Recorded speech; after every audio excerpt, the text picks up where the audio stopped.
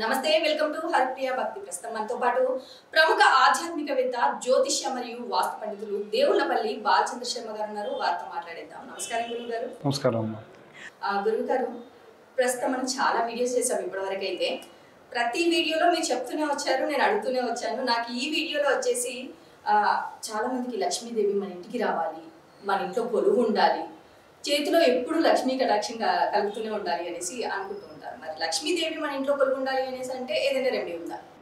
శ్రీమాత్రే నమః. శ్రీ గురుభ్యో నమః. మహాదేవ్యే చ విద్మహే విష్ణుపత్ని చ ధీమహి తన్నో లక్ష్మీ ప్రచోదయాత్. లక్ష్మీదేవి వాస్తవంగా ఎల్లప్పుడూ ఎక్కడుంటుంది అంటే విష్ణువు యొక్క హృదయస్థానమునందు ఉంటుంది. ఇంటికి విష్ణువు ఎవరు అనంటే ఇంటి యజమాని. అతని యొక్క హృదయమునందు ఎప్పుడు కూడా తన భార్య ఉంటే ఖచ్చితంగా లక్ష్మీదేవి ఉంటుంది. Point number 1. 2, లక్ష్మీదేవి జ్యేష్ఠాదేవి. లక్ష్మీదేవి యొక్క అక్క జ్యేష్ఠాదేవి. అయితే లక్ష్మి ఉండాలి అంటే అలక్ష్మి ఉండకూడదు. అలక్ష్మి అంటే దరిద్రం అనేటువంటిది ఇంట్లో ఉండకూడదు. దరిద్ర దేవత జ్యేష్ఠాదేవి కాబట్టి తను రాకూడదు. లక్ష్మీదేవి అడిగిందట ఒకసారి జ్యేష్ఠాదేవిని, అక్క నువ్వు వస్తే మా ఇంట్లో భక్తుల ఇళ్లలో ఇబ్బందిగా ఉన్నారు, నువ్వు ఏ ఇంటి దరిదాపుల్లోకి వెళ్ళకుండా ఉంటావు అని అడిగింది. ఏముంది చెల్లి, చాలా సింపుల్. ఏ ఇంట్లో అయితే ఆడవాళ్ళు నీలా తయారవుతారో ఆ ఇంటి దరిదాపుల్లోకి కూడా నేను వెళ్ళను. లక్ష్మీదేవి ఎలా తయారవుతుంది? నిండుగా చీర కట్టుకొని, కాళ్ళకు పసుపు పెట్టుకొని, గడపకు పసుపు పెట్టి, ఒక మంగళకరమైనటువంటి జుట్టు విరబోసుకోకుండా. యుద్ధానికి వెళ్తే ఆడవాళ్ళు జుట్టు విరబోసుకోవాలి, ఎందుకంటే వాళ్ళకు పట్టుకోవడానికి సులువుగా ఉండకుండా ఉండాలి తప్ప మామూలు టైంలో జడ వేసుకొని ఉండాలి. ఈ జుట్టు విరబోసుకోకూడదంటే చూసేటువంటి వాళ్ళకు వేల మంది కోపం వచ్చేస్తుంది వెంటనే. ఊరికే ఈ జ్యోతిషులందరూ వచ్చి మా జుట్టు మీద పడతారు, వీళ్ళకేం పని లేదు పాట లేదు అని చెప్పి. చిన్న ఇన్సిడెంట్ చెప్తా, 1 కాదు 2, 3 జరిగినాయి. మొన్న ఒక అమ్మాయి జుట్టు విరబూసుకొద్ది స్నానం చేసేసి ఆరాలనుకుందాం, ఫాస్ట్గా వెళ్తుంది.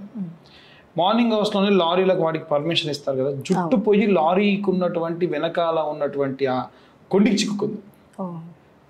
అది లారీ అతనికి తెలియదు. ఈ అమ్మాయికి ఏముందని వెళ్ళిపోయింది. అలా గుంజినట్టు చేస్తే త్రుటిలో చనిపోయేది బ్రతికింది, కానీ దారుణమైన దెబ్బలు తగిలినాయి. ఇది ఇక్కడనే కాదమ్మా, చాలా విషయాల్లో. దేవాలయానికి వెళ్తాం మనం, వెళ్ళినప్పుడు కూడా ప్రదక్షిణాలు చేస్తుంటే వంగి దండం పెడితే పక్కన బలిపీఠాలు ఉంటాయి. బలిపీఠం ఊరుకున్న అరిష్టం తీసుకుంటుంది. అలాంటి బలిపీఠాలకు ఆడవాళ్ళ కురులు తగిలితే నేను కూడా మీతో పాటు అరిష్టం తీసుకుంటా, షేర్ చేసుకుంటా అని అర్థం. కాబట్టి చేయకూడదు. కాబట్టి ఆడవాళ్ళు మంగళకరంగా ఉండాలి, ఇంటికి ఒంటికి సువాసన రావాలి, ఏకవస్త్రధారులై ఎక్కువ శాతం ఉండకూడదు. ఏకవస్త్రము అని అంటే నైటీలు. ఎప్పుడు కూడా మంగళకరంగా చీర కట్టుకొని, నిండుగా గాజులు వేసుకొని, మంచిగా గంధం పెట్టుకొని మంగళకరంగా ఉంటే జ్యేష్ఠాదేవి రాదు. ఎప్పుడు నైటీలు వేసుకొని జిడ్డు మోకాలు వేసుకొని జుట్టు విరబోసుకొని ఉంటే జ్యేష్ఠాదేవి వచ్చి నటింట్లో కూర్చుంటుంది. 1. 2, మరి లక్ష్మీదేవిని అడిగింది జ్యేష్ఠాదేవి, నీకేం ఇష్టం చెల్లి, నువ్వెక్కడ ఉంటావు? నేను పలానా చోట అయితే ఉండను, నీలా ఉంటే అన్న. మరి నువ్వెక్కడ ఉంటావు అంటే, ఏ ఇంట్లో అయితే ఆడవాళ్ళని తిట్టకుండా ఉంటారో, ఎక్కడైతే వేదం కనీసం రోజుకొక్కసారన్నా వినిపిస్తుందో, అంటే పొద్దున్నే లేచి సుప్రభాతం పెట్టిన ఇల్లు చూడండి, పొద్దున్నే లేచి గయగయ పాటలు పెట్టిన ఇంటిని చూడండి, ఏ ఇల్లు ప్రశాంతంగా ఉంటుంది? సుప్రభాతం పెట్టిన. పొద్దున్నే లేచినప్పటి నుంచి అది తిందామా ఇది తిందామా, స్నానం లేదు, పద్ధతి లేకుండా తినడం, తాగడం, ఎంజాయ్ చేయడం, ఇంటి నిండా ఆ పదార్థములు పోసుకొని ఉన్న ఇల్లు చూడండి. ఇంట్లో పొద్దున్నే లేచి ఎప్పుడు శుచిగా, శుభ్రతగా, నీట్గా ఉన్న ఇల్లు చూడండి, ఏది బాగుంటుంది? నీట్గా ఉందే నచ్చుతుంది. కాబట్టి అమ్మవారికి ఎక్కడైతే ఆడవాళ్ళని తిట్టకుండా ఉంటారో, ఎక్కడైతే వేదం గట్టిగా వినిపిస్తుందో, ఎక్కడైతే ఇల్లు పరిశుభ్రంగా ఉంటుందో, ఏ ఇంటికి ఒంటికి సువాసన వస్తుందో. శరీరం దుర్వాసన వచ్చినా మనిషి దగ్గరకు వచ్చి మాట్లాడు, కొంచెం దూరంగా ఉండండి సార్ పర్లేదు అంటారు. మంచి వాసన వస్తే పర్లేదండి కొంచెం దగ్గరికి వెళ్ళి మాట్లాడదాం అంటారు. ఎందుకు? కమ్యూనికేషన్ పెరుగుతుంది దానివల్ల. కాబట్టి ఇంటికి కూడా అంతే సువాసన రావాలి. రూమ్ ఫ్రెషనర్లు వాడండి, మంచిదే. ఇలాంటివి మెయింటైన్ చేయడం వల్ల లక్ష్మీదేవి వస్తుంది. ఇంకొకటి ఏంటంటే సాధారణంగా రోజు కూడా ఆడవాళ్ళు చేసేటువంటి తప్పు ఏమిటి అంటే, తప్పు కాదు, అది ఈ బ్రిటిషర్లు వెస్ట్రన్ కల్చర్ అన్నమాట. ఇదంతా కూడా బ్రిటిషర్లు వచ్చిన తర్వాతకి ఆ కల్చర్ని మనపై రుద్దారు బాగా. పొద్దున్నే లేవగానే టీయో కాఫీయో తాగాలి, ఇల్లు పరిశుభ్రంగా ఉంచుకోవాలంటే చీపురు కర్ర పట్టుకోవాలి, తుడిచేయాలి, ఊడ్చేయాలి, ఇంతే. కానీ మనం పూజ చేసేటప్పుడేమో స్నానం చేసి పూజ చేస్తాం కదా, మరి జ్యేష్ఠాదేవిని మాత్రం నువ్వు స్నానం చేయకుండా పట్టుకుంటే ఎట్లా? జ్యేష్ఠాదేవి ఆయుధమే, చాప కానీ లేకుంటే ఉన్నటువంటి చాట కానీ, ఇవన్నీ కూడా జ్యేష్ఠాదేవి ఆయుధం. అంటే వంట పెంట తోడడం అంతా కూడా స్నానం చేసే చేయాలి. మన సినిమాలు మన కల్చర్ చాలా సంవత్సరాల నుంచి నేర్పించాయి. ఏ సినిమా అయినా చూడండి, స్నానం చేసి మంచిగా తల కుప్పు పెట్టుకొని ఇంటి ముందు ముగ్గేస్తారు, అవునా కాదా?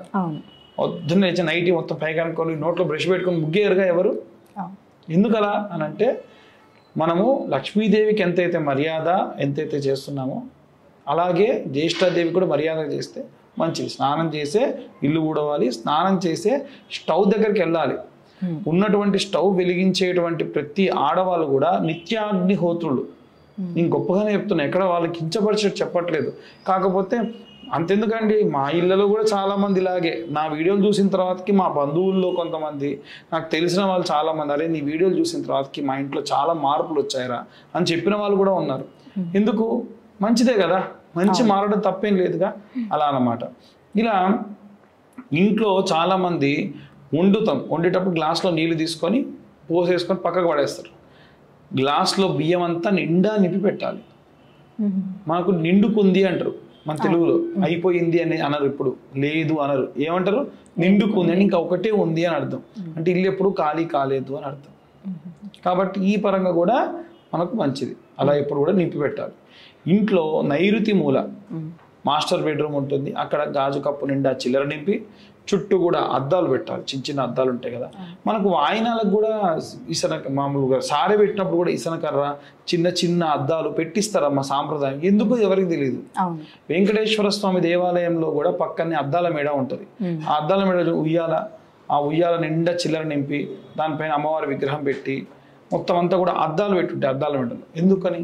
కారణం ఏంటి అంటే, అమ్మవారికి అలంకార ప్రియురాలు. ఆడవాళ్ళు మామూలుగా అద్దం చూస్తే బాగున్నా లేదా చెక్ చేసుకున్నట్టే ఆడవాళ్ళు కూడా అలంకారం చేసుకుంటూ, అమ్మవారు కూడా అలంకారం చేసుకుంటూ కూర్చుంటుంది. అలా మన లాకర్లో కూడా అన్ని అద్దాలు పెట్టి మధ్యలో గాజు కప్పు నిండా చిల్లర పెట్టి అమ్మవారిని అక్కడ పెట్టుకోవాలి. అంటే ధనం అక్కడ దాచుకోవాలి.